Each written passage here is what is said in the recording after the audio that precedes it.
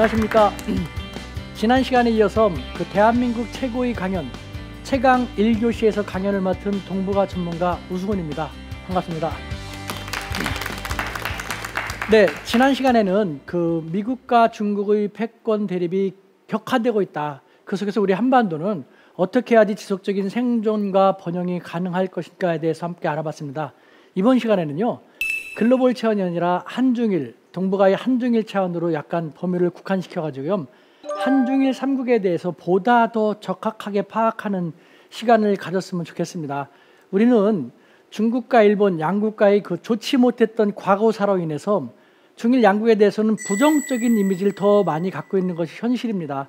우리가 이들 국가에 대해서 있는 그대로 냉철하게 객관적으로 파악하지 못한 것이 사실입니다. 그래서 저는 이번 시간에 이들 국가에 대해서 보다 더 폭넓고 깊이 있게 역지사지된 관점에서 여러분들께 정보를 전달해 드릴까 합니다. 아울러서 우리 대한민국 국제사회에서 과연 어떠한 위상에 있으며 국제사회에서 우리 대한민국을 어떻게 바라보는지 우리 대한민국에 대한 냉철한 평가도 곁들여 볼까 합니다. 오늘의 강연 주제는 한중일 파워게임입니다.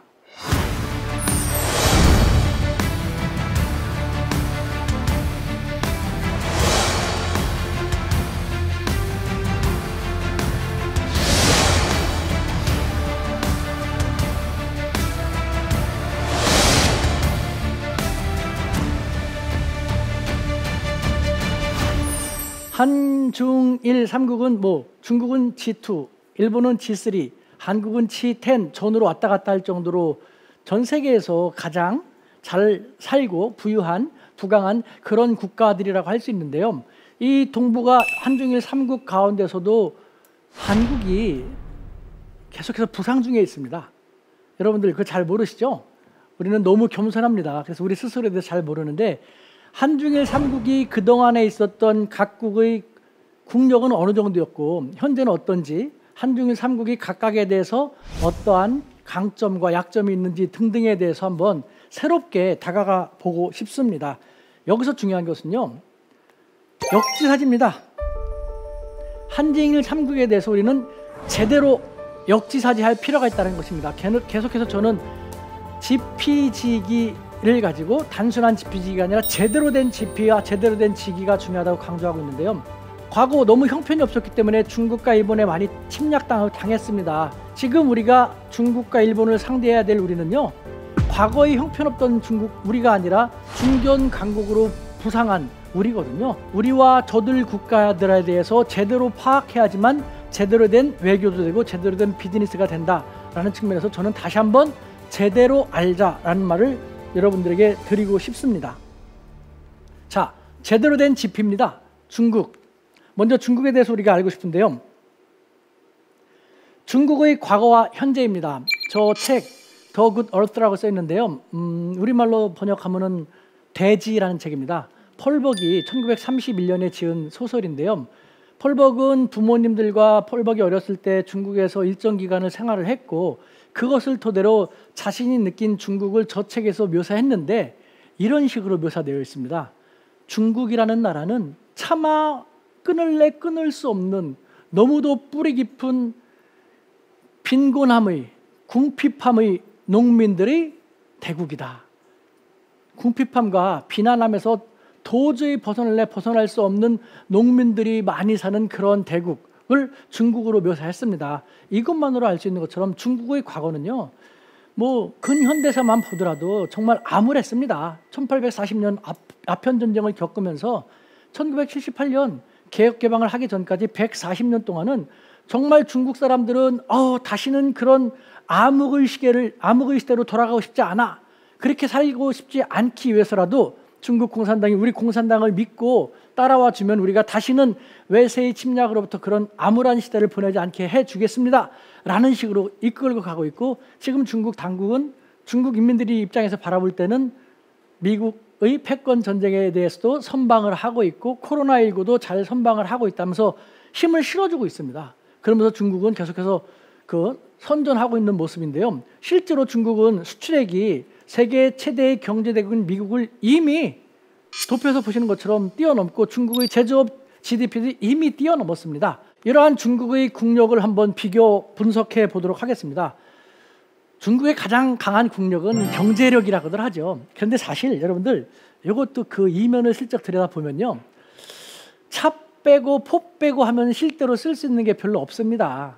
중국의 빈부격차가 얼마나 많습니까?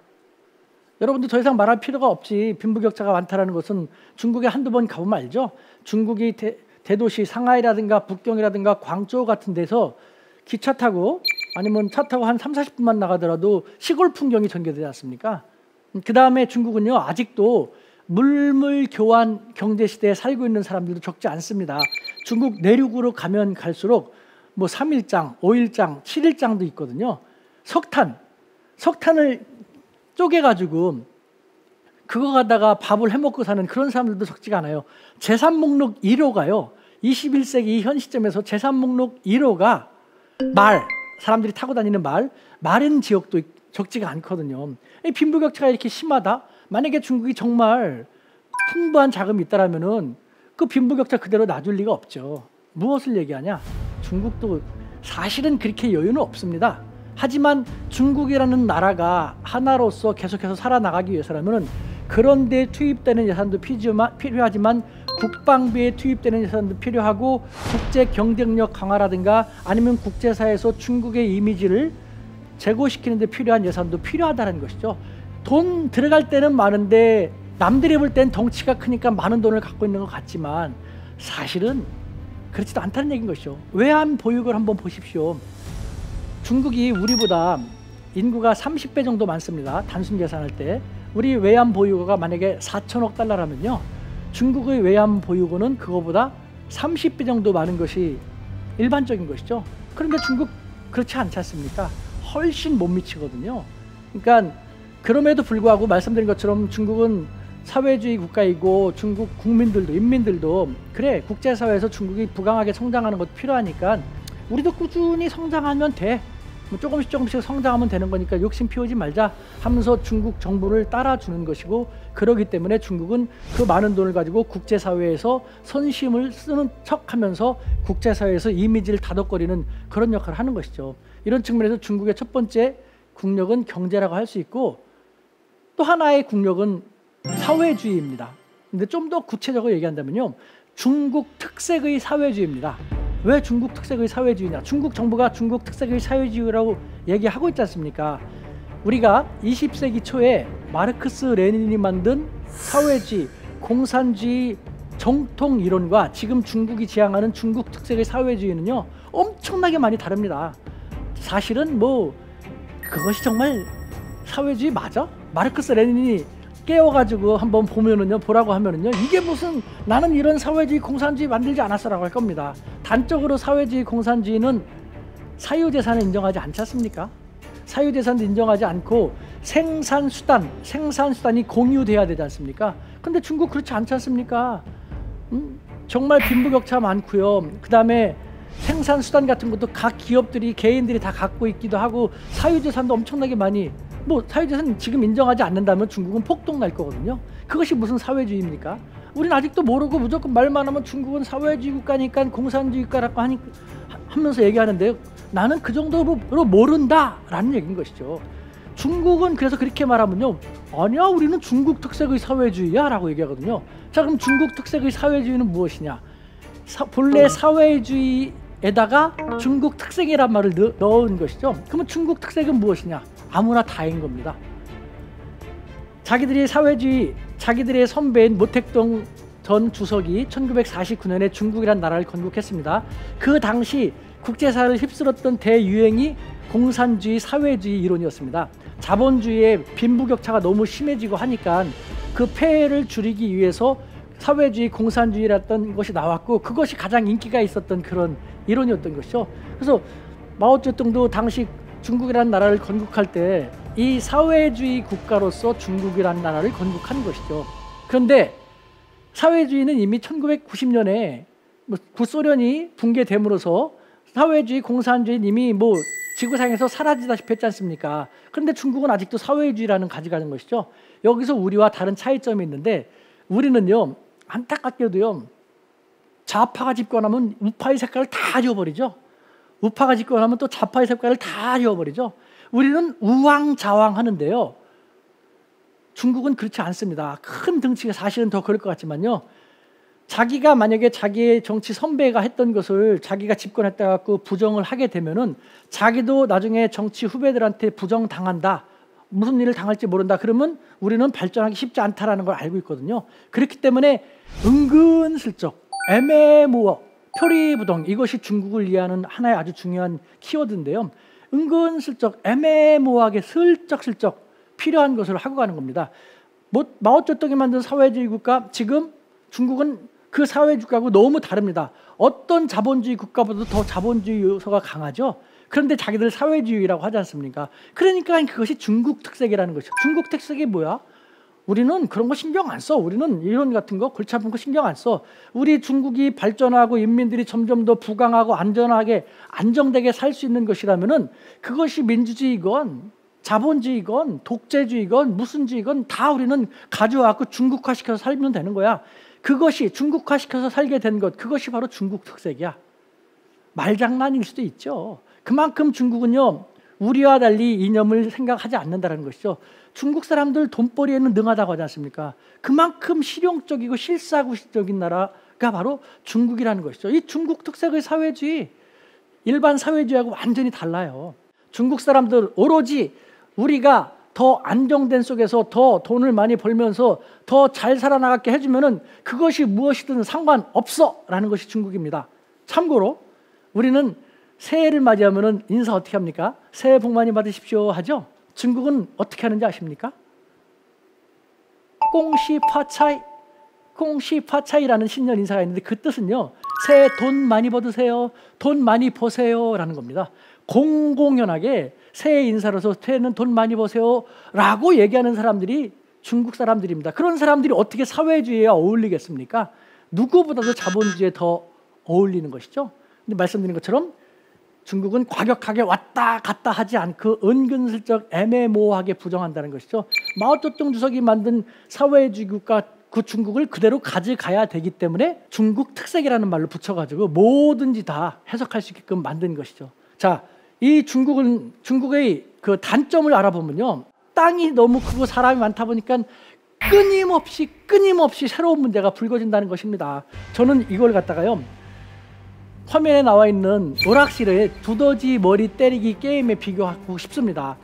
중국과 오락실의 두더지 머리 때리기 게임, 아주 재밌는 비유일 것 같은데요. 저는 중국을요, 삼국 문제가 중국을 힘들게 한다라는 식으로 얘기하고 있습니다. 삼국하면요, 숫자 3에다가 국자는 나라 국자입니다.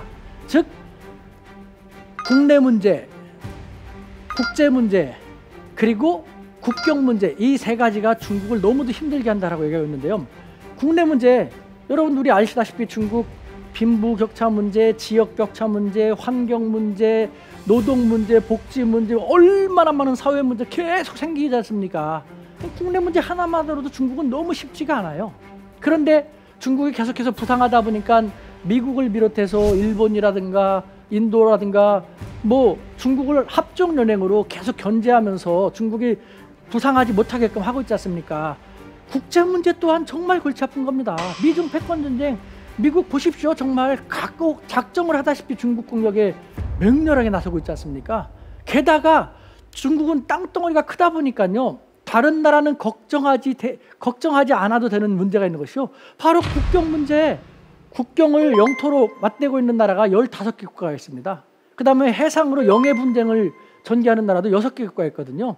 여러분들 국제사회에서요, 민족 문제처럼 해결하기 쉽지 않은 게 없습니다. 아무리 조그만 나라도요, 우리나라 영토를 조금이라도 양보하려고 한다면요, 그 정부를 국민들은 가만히 놔두지 않거든요. 그만큼 국민들이 목숨을 다 걸고 덤벼들다시피 강한 민감한 문제가 영토 문제인데, 중국은 이 국경 문제도 바로 그렇게 쉽지 않은 겁니다. 지금 보십시오. 인도하고도 영토 문제 계속 심각하게 전개하고 있고, 베트남하고도 그렇고, 사이가 좋다는 러시아하고도 영토 문제가 아직 획정되지 않은 부분들이 적지 않거든요. 북한하고도 마찬가지입니다. 중국은 정말 골치 아픈 나라예요. 자, 이 두더지 머리 게임기에서 두더지 머리는 게임자가 게임을 즐길 만큼 처음에 두더지 머리를 만들어서 나오는 것이죠. 그런데 이 게임 머리 하나하나가 중국이 품고 있는 문제인 것이죠.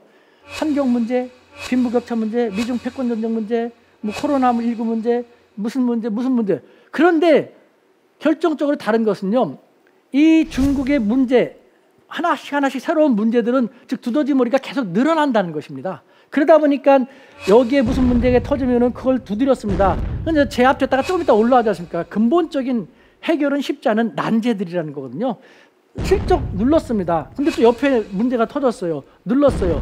또 옆에 나온 거 눌렀어요. 근데 저쪽에 또 2019년만 해도 보십시오. 하나하나가 다 어려운 난제들인데 2019년에 미중 패권 전쟁 점점 심해졌죠. 홍콩 문제 생겼죠. 대만 총통 선거에서 중국이 너무 강하게 홍콩을 진압해갖고 그 대만에서 민진당이 기사회생에서 그 승리하게 됐지 않습니까? 그것 때문에 또 다른 문제가 야기되고 계속해서 중국이 갖고 있는 이 두더지 머리는 늘어나고 있는 겁니다. 그러다 보니까 여기 때리다 저기 때려 여기 때리다 왔다 갔다 하다가 못 때리게 되면, 뛰어가서 못 때리게 되면은 부부부부 올라오면서 중국은 분열, 붕괴될 수도 있다는 것. 그만큼 중국은 땅덩어리가 너무 크고 인구가 너무 많아서 힘들다라는 나라인 거죠.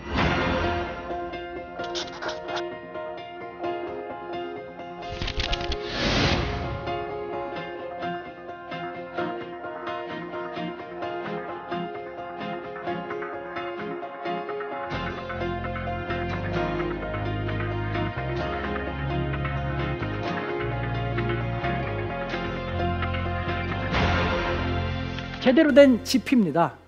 아이고, 우리의 이웃나라 또 다른 일본나라, 일본 과연 어떤 나라일까요? 네, 일본의 과거와 현재를 한번 볼까요?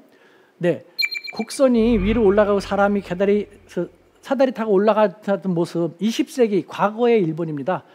일본은 어떻게 보면 참 그때는 복도 많았습니다. 1945년 2차 대전을 일으킨 다음에 거기서 패전했지 않습니까? 패전한 지 19년 만에, 20년도 안 된 19년 만에 1964년에 OECD 회원국이 됐습니다. 경제개발협력기구, 전 세계에서 가장 잘 사는 국가들의 모임인 것이죠. 19년 만에 어떻게 해서 그렇게 됐습니까? 아, 짜증납니다만 우리가 1950년에 한국전쟁으로 정말 힘든 비극을 겪고 있을 때 한국전쟁이 발발하자 당시 일본의 총리 요시다 시게루라는 사람은 한국전쟁은 하늘이 우리 일본에게 준 선물이다 라는 식으로 해서 우리의 비극을 자기의 경제발전의 토대로 삼았죠. 어쨌든 이런 식으로 해갖고 일본은 20세기에는 계속 경제발전을 해가지고 1980년대는요 이미 당시 가장 잘 나가던 미국의 자존심이라고 할 수 있는 미국의 영화사도 매입했죠. 일본의 소니사가 미국의 컬럼비아 픽처스 영화사도 매입을 하고, 또 미국인들이 정말 자존심을 느끼는 중요한 건물 같은 것도 뭐 돈 달라는데 다 주면서 매입하고 했지 않습니까? 그러다 보니까 미국도 이 자식들이 라는 생각에 일본의 코를 딱 누른다고 해갖고 1985년에 플라자 합의해가지고 일본의 손을 좀 보고 그랬죠. 어찌됐건 그 이후에 일본은 잘 나갔습니다만 흥청망청하는 그런 기운이 있었죠. 1990년이 막 되면서부터 국제사회에서는 글로벌 사회라는 새로운 메가 트렌드가 들어오게 됐는데 일본은 그런 생각하지 않고 우리는 우리가 했던 거 기초 과학만 충실하고 우리는 우리 것만 신중하게 제대로 하면 돼, 이렇게 잘 나가는데 무슨 상관이 하면서 변화의 물결을 거부했던 것이죠. 그러면서 잃어버린 10년을 맞이하고 잃어버린 20년을 맞이하고 20세기엔 하늘 높은 줄 몰랐던 일본이 지금은 땅바닥 있는지 모를 정도로 떨어지고 있습니다.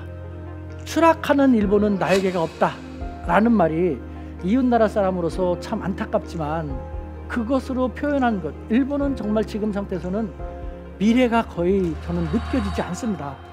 오해하지 마십시오. 저는요 우리 대한민국이 잘 살기 위해서라도요 친일파도 필요하고 친중파도 필요하고 친노파, 친미파 다 필요하다고 생각합니다. 이들 국가들을 잘 알고 친하게 지내야지만, 이들 국가들하고 친하게 지내니까 쓸데없는 국방비 같은 것을 많이 들이지 않으면서 국민들의 복리 수준을 더 높이면서 경제 발전에 자금으로 활용할 수 있지 않습니까? 그러니까 저는 이 4대 강국과 다 골고루 친해져야 된다고 생각하고 일본하고도 그렇게 하고 싶은데요. 일본이 아베 정권과 같은 우파 정권, 극우 정권은 끔찍히 저는 싫습니다. 노 아베의 최선봉에 섰습니다.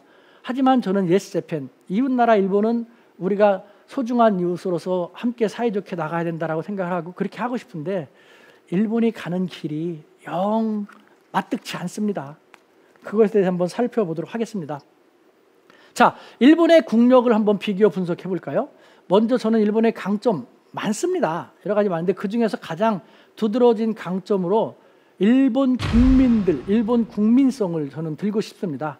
근면성실하지 않습니까? 소명의식이 있지 않습니까? 뭐 하나 맡은 것이 있으면 정말 꼼꼼하게 철두철미하게 잘하지 않습니까? 책임감 있게. 우리가 인정할 건 인정해야죠. 감정적으로만 치우치면 안 되지 않습니까? 저는 오늘날의 일본이 있기까지는 일본 사람들의 바로 그와 같은 근면성실하고 정말 철두철미하고 책임감이 강한 그런 국민성으로부터 기원된 것도 적지 않다는 생각이 듭니다. 그런데 안타깝게도요. 저 사진을 보면은 약점이 더 크게 나와 있는데요. 또 많은 약점이 있습니다만 그중에서 가장 안타깝게 생각되는 약점으로 저는 일본의 정치권을 들고 싶습니다. 일본 정치가 정말 문제가 많습니다. 일본 정치는 본래 문제가 많다는 것. 1980년대, 1990년대 제가 일본 유학할 때는요. 1990년대 일본인 같이 공부했던 사람들끼리 저랑 그런 얘기도 했습니다. 아니야, 우리가 더 못났어. 아니야, 우리가 더 못해. 우리 일본 정치가 더 못한다니까. 아니야, 우리 한국 정치가 더 떨어진다니까. 더 한심하다니까. 서로 자기 나라 정치권이 더 문제가 많다라는 그런 내기를 할 정도였거든요. 그때 일본 같은 경우는 경제는 인류지만 정치는 삼류라는 식으로 비아냥거렸거든요. 근데 지금은 경제는 2류로 떨어졌고 정치는 5류라는 말을 일본 사람들은 자주적으로 하고 있기도 하지 않습니까? 지금은 더 이상 일본 정치가 더 못됐다, 한국 정치가 더 못났다 비교할 필요가 없을 정도로 일본은 구태연하고 무능한 정치 모습을 보이고 있죠. 여러분 보십시오. 지금 21세기 생존 경쟁 이 글로벌 시대에서 글로벌 사회의 특징이 무엇입니까? 더 이상 적은 없거든요. 모든 나라가 나의 경쟁자이고 나의 협력자인 것입니다. 20세기 냉전 시대 때나 적이 있었던 것이 적의 개념이 사라진 이 상황에도 불구하고 일본은 아직도 적을 상정을 하면서 군국주의, 군사 강국을 지향하고 있지 않습니까? 무기 위주, 과거 20세기 위주로 나가고 있지 않습니까? 일본 정치가 방향을 잘못 잡아도 한참 잘못 잡은 것이죠. 왜 그럴까요? 과거가 두려우니까 겁니다.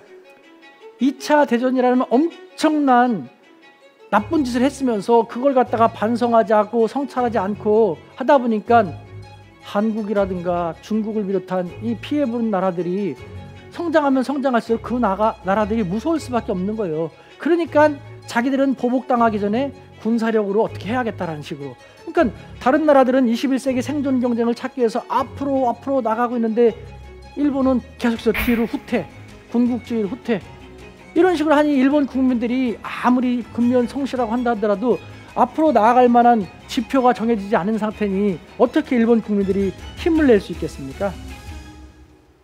일본 사회가 각성하지 않는 한 저는요, 일본 국민들이 저는 3종 세트 국민이라는 말도 하는데요. 복종, 순종, 추종. 일본 사람들은 시키는 것 하는 대로 하지 않습니까? 복종, 순종, 추종. 이 3종 세트에 강한 일본 사람들입니다만 경우에 따라서는요, 잘못된 것은 국민의 결집된 힘을 보여줄 필요가 있다고 생각합니다. 피플 파워.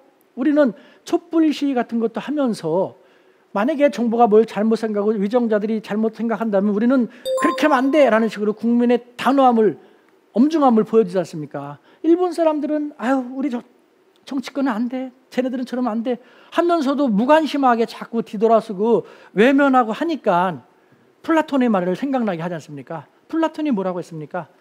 정치가 싫다고 정치를 외면하고 정치에 무관심하게 되면은 가장 저질적인, 악질적인 사람들에 의해서 지배받는다.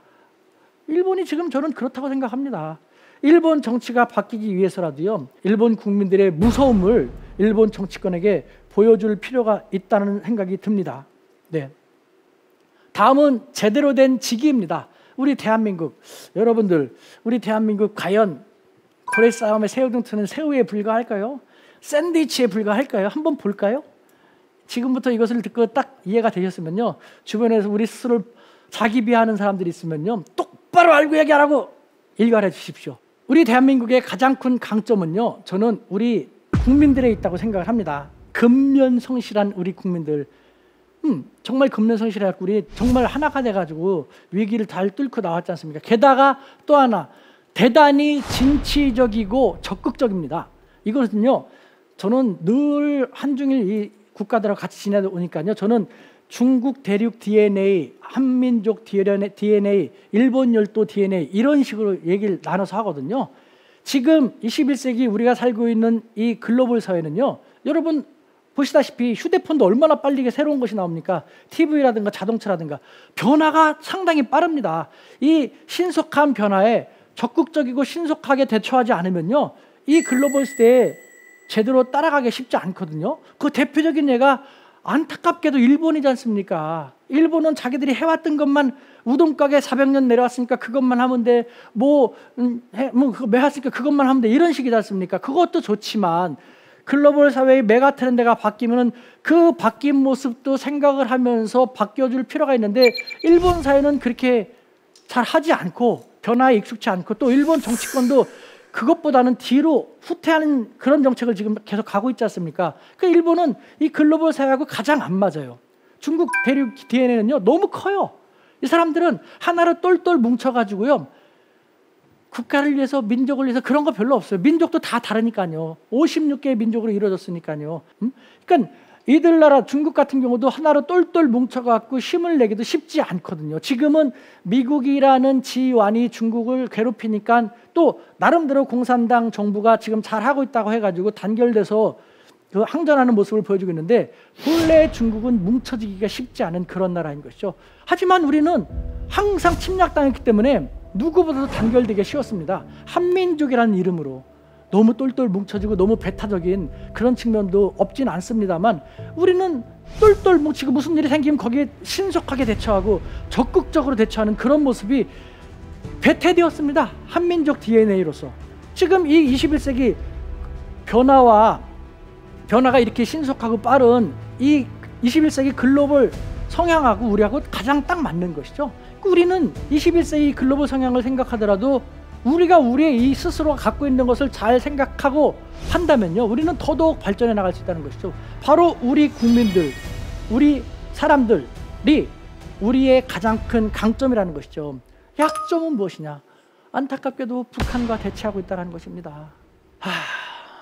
북한과 통일을 위해서 우리는 조금 더 지금에 맞는 통일 전략, 중장기적인 통일 전략을 만들 필요가 있습니다. 지금 우리 세대 같은 경우는 50대인 우리 세대하고 비슷한 사람들은 통일 교육을 받았기 때문에 통일은 꼭 해야 한다는 생각을 하고 있습니다만, 지금 또 젊은 층은 또 우리라고 통일에 대한 생각이 많이 좀 다르기도 하지 않습니까? 통일에 대해서도 다양한 시각이 존재한다는 것도 우리가 고려할 필요가 있거든요. 그걸 무리하게 통일하게 되면 부작용도 초래될 수 있기 때문에 이제는 북한에 대해서 있는 실존하는 실체를 인정을 하는 겁니다.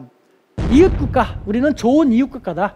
남북한은 이제 좋은 이웃국가를 지향한다 하면서 서로가 불가침을 얘기하고 서로가 협력을 얘기하고, 그 다음에 북한을 흡수통일한다는 그런 것은 전혀 과거의 것이다라고 안심을 시킨 다음에 북한 정부가, 북한 정권이 안심하면서 화해를 하고 협력을 조금 더 하면서 다각화시킬 수 있는 그런 길을 우리가 제시할 필요가 있는 것이죠. 화해를 하고 협력의 길을, 좋은 국가를 지향하면서 더 많이 협력의 여지가 생기게 되면 될수록 통일의 토대도 자연스럽게 다듬어져 나가는 것이지 않습니까? 저 이런 얘기하면 뭐라고 하는지 아십니까? 도대체 귀와 눈을 꽉 막고요, 아직도 매스컴들은 좋은 얘기 하더라도 쟤 좌파야 우파야? 이런 얘기하면 쟤 진보야 보수야? 그것 따지게 여념이 없지 않습니까? 20세기에 머물러 있어요. 사고가 마치 좀비처럼. 저는 그래서 좀비가 많다라는 그런 자주 섞인 얘기도 많이 하는데요. 좀비 언론인, 좀비 정치인, 무슨 말이냐? 좀비란 어떤 존재입니까? 살아서 아직 움직이는 것 같은 괴물인 것이죠. 그런데 몸은 움직이지만 뇌는 죽을 당시에 동작을 멈췄지 않습니까? 뇌는 20세기 냉전 시대 때 죽을 때 멈췄어요. 냉전 사고가 그대로 있는 거예요.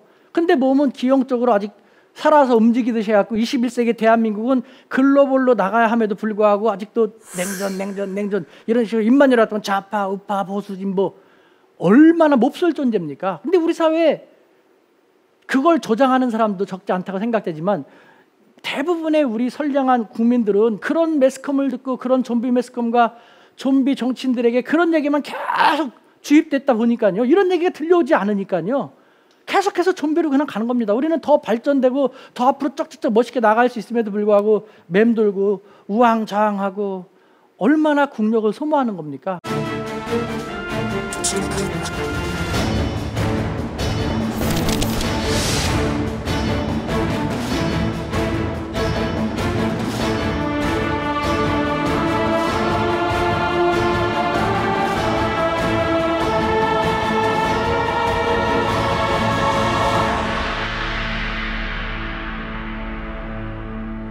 한중일 힘의 대전환, 한중일 삼국중에서도 힘의 대전환 위상이 달라지고 있는데 어떻게 되는지 한번 보도록 하자는 것이죠. 먼저 중국입니다. 중국 첩첩산중 외하내빈이라고 써놨는데요. 중국 지도를 보십시오. 우리 뭐 서울, 부산, 인천 이런 식으로 지방자치단체에 중국 지방자치단체가 30개가 넘습니다. 그리고 웬만한 지방자치단체는요, 우리 전체 한반도보다 더 크기도 하고 가장 작은, 중국에서 가장 작은 절강성 같은 경우는요 한반도보다 조금 높고 인구도 우리보다 훨씬 5천만 명보다 훨씬 더 많습니다. 하나의 성정부가요.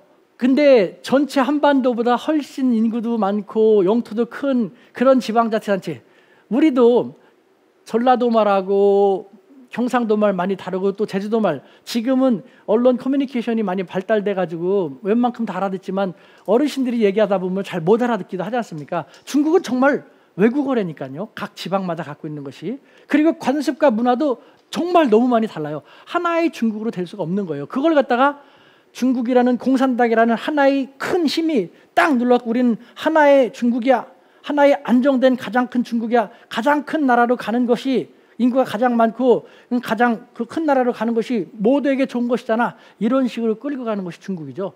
남들이 보면 부럽기도 합니다만 여러분들, 저는 중국을 갖다가 저 스모 선수에 비교는 하고 합니다.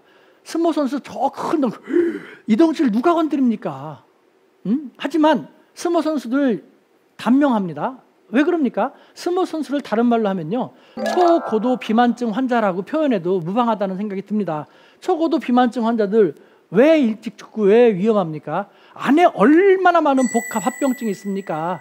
당뇨병서부터 고혈압서부터 중국이 마찬가지입니다. 너무 이질적인 요소를 많이 갖고 있는 것을 하나의 물리적인 힘으로 딱 눌러갖고 우리는 하나의 중국이야, 너 그건 안 돼, 넌 이걸 따라, 너 그러면, 이런 식으로 하는 겁니다. 그런데 중앙의 힘이 약화가 되면은 꿈틀꿈틀 자기들만의 독자적인 색깔을 나타내려고 하고, 그러다 보면은 5, 16국처럼 되기도 하고 춘추 전국시대처럼 쫙 분열되지 않습니까? 중국 공산당 정부는 그것이 싫죠. 자기들이 수장이 되는 것은 전 세계에서 인구가 가장 많고 영토도 전 세계에서 세 번째로 큰 그 큰 나라의 국가 원수가 되고 최고 지도자가 되는 것이 좋지, 상하이 공화국이나 북경 공화국이라든가 뭐 광저우 공화국 이렇게 나뉜 것에 수장이 되는 건 싫지 않습니까? 그러니까 중국은 하나로 가기가 쉽지 않지만 이 강한 물리력을 통해서 하나로 가고 또 하나로 결집되게 크게 가니까 국제사회에서 중국을 두려워하기도 하고 두려워하니까 중국 인민들도 그걸 동조하면서 가고 있는 것이죠. 하지만 너무도 이질적인 요소가 많기 때문에 앞으로 가면 갈수록 계속해서 새로운 난제가 나옵니다. 2019년에 새롭게 미중 패권 전쟁이라든가 홍콩 문제라든가 대만 문제라든가 그다음에 2020년대 그 코로나 문제라든가 계속해서 하나하나 쉽지 않은 문제가 첩첩산중이 드러나고 있는 것. 그래서 제가 자연사할 때까지 중국이 원만하게 하나로 잘 나가기는 정말 쉽지 않다. 저는 그래서 중국을 마음의 여유를 가지고 대하고 있거든요. 이 덩치 크고 힘 있는 것 같지만 사실은 외화내빈이고 위험한, 그것이 저는 중국이라고 생각합니다. 가야 할 길이 멀고도 험합니다. 네. 자, 그럼 이 중국은 남북한을 및 일본을 어떻게 바라보는가? 먼저 야옹 고양이인지 개인지 저것이 일본인 겁니다. 복수할 거야. 일본 중국에 대해서 나쁜 짓 했지 않습니까? 대륙을 침략했습니다. 그럼에도 불구하고 반성하지 않고 적반하장으로 나오고 있지 않습니까? 중국이요, 일본을 엄청나게 싫어합니다. 단적인 거 하나만 얘기하면요. 중국어 중에서 국가 이름 앞에다가 한자로 작을 소자를 붙여서 부르는 나라가 딱 하나밖에 없어요. 예를 들면은 뭐 한국, 미국, 태국 이렇게 부르지 소한국, 소태국 이렇게 안 부르거든요. 하지만 일본 앞에다가는요 비공식적인 거예요. 공식적으로는 일본이지만 사람들끼리 말하고 막 그럴 때는 소일본이라고 부르거든요. 쓰고 말하는 것은 샤오르번 그런데 국가 이름 앞에다가 작을 숫자를 붙이는 건 그만큼 경멸하고 천시하고 하찮은 대접을 하는 하대하는 그것이거든요.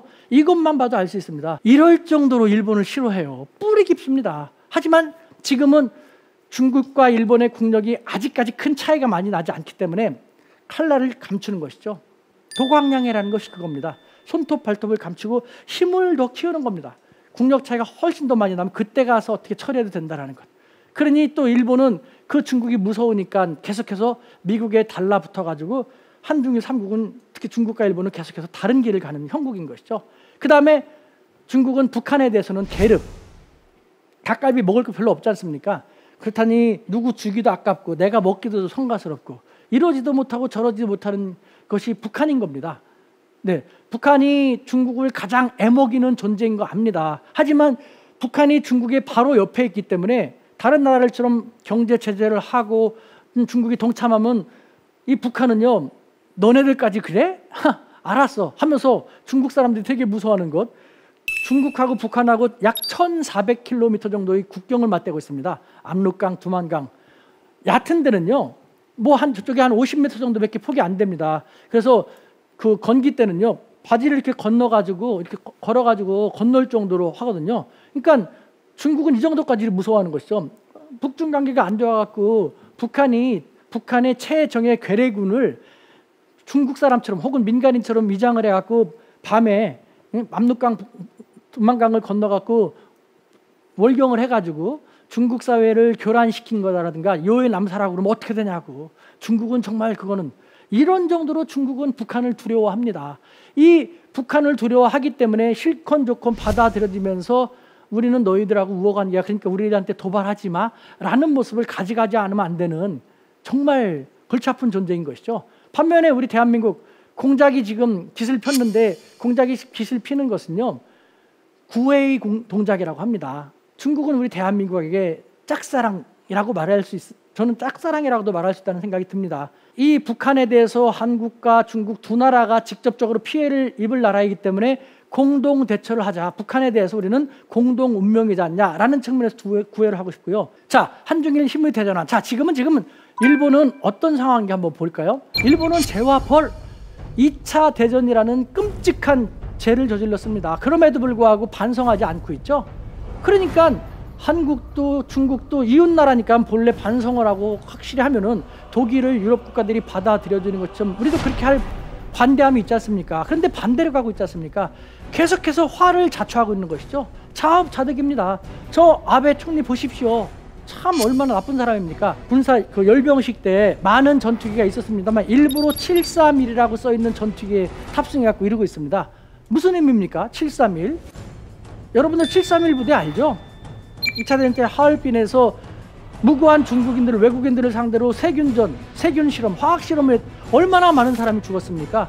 그걸 갖다가 중국인들 보라고 일부러 도발하고 있습니다.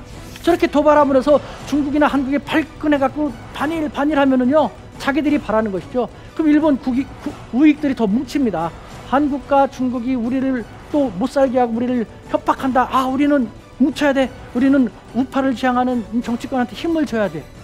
아베라든가 일본의 고위 우파 정치인들은요 외국에 대해서 사과할 뿐만 아니라 결국은요 대역죄인을 저지르는 겁니다. 일본이라는 국가와 일본 국민들에게 대해서 참 답이 없는 상태입니다. 그 일본 지금 한국과 중국이 버겁습니다. 1980년대만 하더라도 아 옛날이요. 중국이요 80년대 개혁 개방을 하면서 고속 성장할 수 있었던 가장 고마운 존재는 사실은 일본입니다. 일본이 1980년대하고 90년대는요 중국이 전 세계에서 ODA 정부 개발 자금으로 협조받은 나라 중에서 일본이 가장 많은 협조를 해줬고 공적 기여를 해줬거든요. 그래서 일본 덕에 발전한 것이 맞습니다. 하지만 그 중국, 자기가 도와줬던 중국이 2010년에 G2, 일본이 G2였는데 중국이 G3가 되고 일본은 G2로 물렀습니다. 그래서 충격을 받았죠. 그런데 이제는 대한민국입니다. 대한민국 1960년대만 하더라도요, 한국과 일본의 경제 국력 차이는 30배 정도가 났었습니다. 근데 대한민국 열심히 노력하고 지금은 일본의 3분의 2까지 따라왔거든요. 일본은 겁날 수밖에 없습니다. 중국한테도 뒤통수 당했고, 뒤통수 당한 게 아니라 추격당했고, 지금 한국한테도 이렇게 되면 어떠냐라는. 그래서 여러분들 보십시오. 일본 사회에서 점점 혐한이라든가 반한 서적 같은 것, 혐한론, 반한론이 강해지고 있지 않습니까? 무시하십시오. 그건 뭘 얘기하는지 아십니까? 이면을 보면요, 한국이 그만큼 신경 쓰이는 존재다, 한국이 그만큼 잘하고 있다는 것을, 우리가 잘하고 있다는 것을 반증하는 겁니다. 과거 1990년대 제가 일본 유학 갔을 때 그런 거 거의 없었어요. 근데 점점점 왜 많이 나옵니까? 한국이 무시 못할 존재로서 잘못하면 한국한테 또 역전당하겠나라는 것이거든요. 이것조차도 잘못 나가는 거 아닙니까? 한국이 잘 나가면요, 저라면 그럴 겁니다. 제대로 된 정치인이라면, 전문가라면은 한국이 우리보다 이렇게 약했는데 이렇게 잘 나가고 있어, 이런 면이 있어서 그렇구나, 꼼꼼하게 분석했고, 우리 일본은 상대적으로 이런 것이 약하니까 한국의 이런 점을 벤치마킹하면 우리 발전에도 도움이 될 거야, 이렇게 긍정적으로 연구하고 탐구하고 분석해야 되는데, 그냥 혐한 반환해서 국민들을 한국에 손가락질하고 국민들을 더 이상하게 몰고 가려고만 하고 있으니 일본의 미래가 있습니까? 없다니까요. 이웃나라로서 일본은 참 안타깝습니다. 자, 한중일 힘의 대전환. 우리 대한민국은 어떨까요? 어리둥절. 왜 어리둥절이냐? 자, 2019년 다시 얘기합니다만, 수출 규제 당시 우리는 정말 많이 위축됐었습니다. 일본에 우리가 과연 일본으로부터 보복을 받으면 우리는 어떻게 될 것인가, 정말 많이 힘들 거라고 생각했지 않습니까? 하지만 1년이 지난 시점에 일본 경제가 더 타격을 많이 받았죠. 우리는 오히려 기술 자립도를 더 많이 높이고 경제적으로도 우리는 그렇게 큰 타격은 안 받았지 않습니까? 어리둥절한 겁니다. 에? 우리한테 그렇게까지 많이 도움을 주고 그렇게 컸던 나라 일본인데, 그 일본한테 우리는 별로 아프지 않고 일본이 더 힘들어하네? 이게 어떻게 되는 거야? 어리둥절. 우리가 우리를 그만큼 몰랐다는 겁니다. 다시 말하지만 그 다음에 이어진 코로나19에 대해서 우리가 국제사회에 더 잘 뻗어나갈 수 있는, 국격이 그만큼 함양될 수 있는 또 다른 계기가 될 것이다 라고 했습니다. 정말 그렇게 됐지 않습니까? 우리는 전도유항합니다. 우리는 도약할 수 있습니다. 우리는 콘돔 전파할 수 있습니다. 단 알아야 할 수 있지 않습니까? 내가 아직도 초등학생인데, 내가 아직도 무서운 나라들한테 둘러싸여 내가 뭘 하겠어? 정치 대학생이 돼갖고, 청년이 돼갖고 열심히 운동해갖고 몸은 이렇게 큰 체격이 되었는데도 내 머리는 아직도 유치원생인 겁니다. 우리가 열심히 노력해갖고 남들한테 도움받은 것도 아니고 우리가 열심히 노력해서 이렇게 성장했는데 아직도 우리 스스로를 깨닫지 못하게 한다는 거. 그래서 우리는 전도 유망하고 깨닫기만 하면은, 그래서 제대로 노력하기만 하면은 남들과 달리 탁탁탁탁 더 성장할 수 있는데, 그러지 못하고 있다는 것이 저는 너무도 안타깝다는 것이죠. 여러분들, 그 안중근 의사 한번 사진을 잘 보십시오. 코시염이라고 많이 우리가 알고 있었지 않습니까? 사실은 그게 아니었습니다. AI 기술이 발전을 하면서 컬러로 이렇게 볼 수 있게 되면서 자세히 보면요, 빨갛지 않습니까? 검붉지 않습니까? 불로 고문받은 흔적입니다. 불행한 역사가 다시 반복되게 하면 안 되지 않습니까? 우리 안중근 의사 마지막에 어떤 얘기했습니까?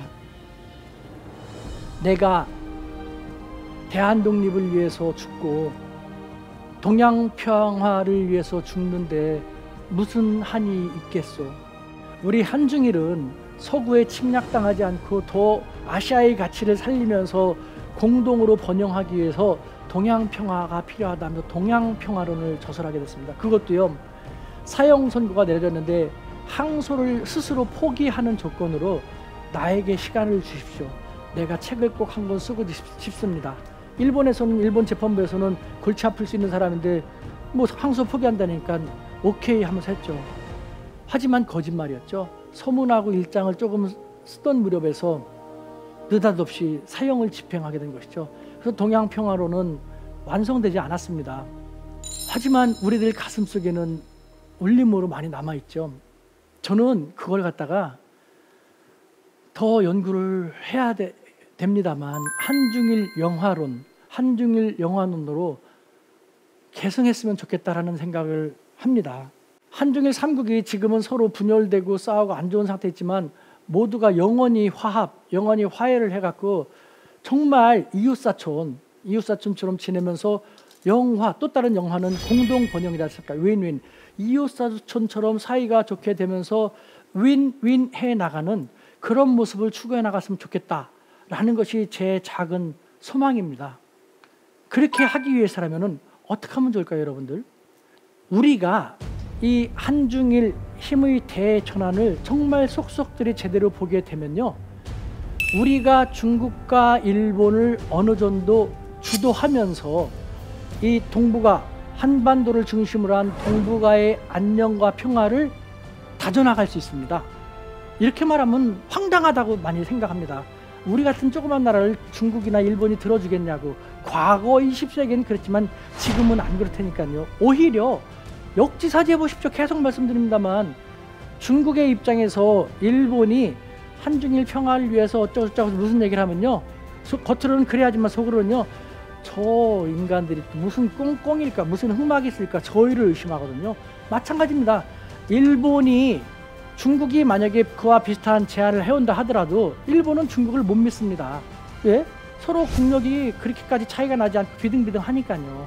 하지만 불행히도, 하지만 현실적으로 외교는 현실입니다. 우리 대한민국은 분단되었고 또 대한민국은 현실적으로 중국과 일본보다는 국력이 다소 열세 있습니다. 종합국력이. 그래서 우리 말을 들어줄까라고 생각하지만 제 생각은 다르다는 것이죠. 그렇기 때문에 우리가 사심없이 정말 동북아 평화를 위해서 우리가 이렇게 하자라고 제안을 한다면요, 중국도 일본도 우리를 가지고 그렇게까지 저희를 의심하고 또 우리를 그렇게까지 경계하지 않을 거거든요. 제대로 된 지피와 제대로 된 직위 속에서 또 깊이 있는 역지사지 속에서 중국은 이런 장점 단점 이런 뭐가 있으니까 그런 걸 우리가 잘 활용하고 일본도 뭐가 있으니까 그런 걸 잘 활용하면서 중국과 일본을 리드하면서 더 멋있는 동북아 정말 싸움이 이제는 끊기면서 그야말로 동북아의 평화가 싹 틀면서 윈윈 영화가 지속될 수 있는 그런 한반도, 그런 동북아를 우리가 이어나갔으면 좋겠습니다. 여러분, 우리 충분히 그렇게 가능하지 않을까요?